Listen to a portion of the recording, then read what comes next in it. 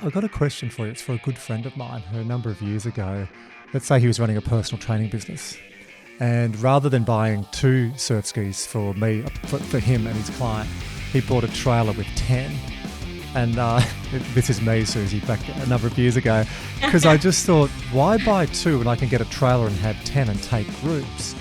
And then I had at one stage 23 different types of merchandise. I had 3 types of hats. I had bomber jackets, chambray shirts, tracksuit tops, rugby tops, the rugby style that was in vogue back then, short sleeve. I had bike pants. I had 23, and I can remember Dennis Rudge, who was the CEO of Rest Point Hotel Casino, grabbing me aside and talking to me about spreadsheets, in versus out, like income versus expenses. Right. And he said, look, I'll put you under my wing and you've helped me, and can I talk to you about balancing your money? I said, oh, Dennis, it's okay. I'll sell another 10-pack. Everything was another 10-pack. I was selling personal training sessions back then, 10 sessions for $350. Now, I had to sell at one stage about 80 10-packs just to get out of the debt that I'd had.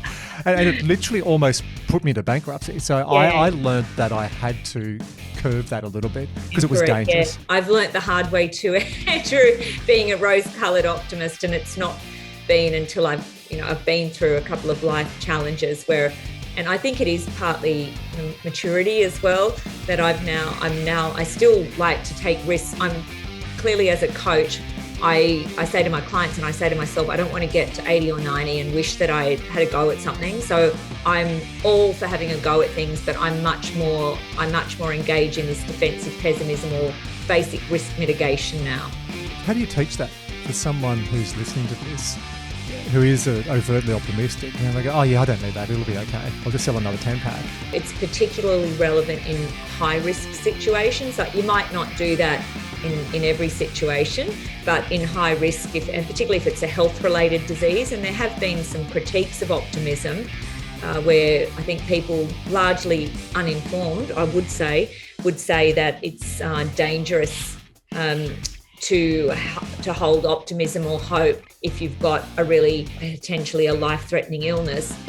What I would say to that is the research suggests that it's not just, the secret thinking positively that, gets rid of the cancer. The research tells us that people that have high levels of hope and optimism seek out more options. They try more solutions to try and resolve their health related disease, and that enhances their chances of perhaps finding a cure, but it doesn't necessarily mean that they will be cured, but they are looking for more solutions in that case. And I remember back in uni days as well, you spoke about the Titanic.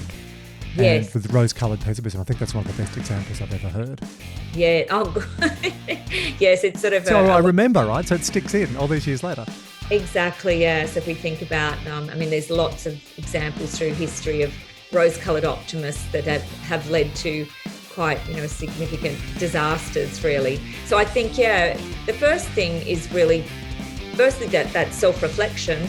Am I more of an optimist or a pessimist? I think it starts at self-reflection, self-awareness, so that you can start to observe yourself in real time. And as I said before, perhaps if it is a particular challenge that you're taking on, there may or may not be a little bit of anxiety, but like any, good business person or good leader, you would look at the risks, the opportunities, but also the risks that could occur. And I think we need to take that same approach to our own lives, or our personal lives, as well as our business lives.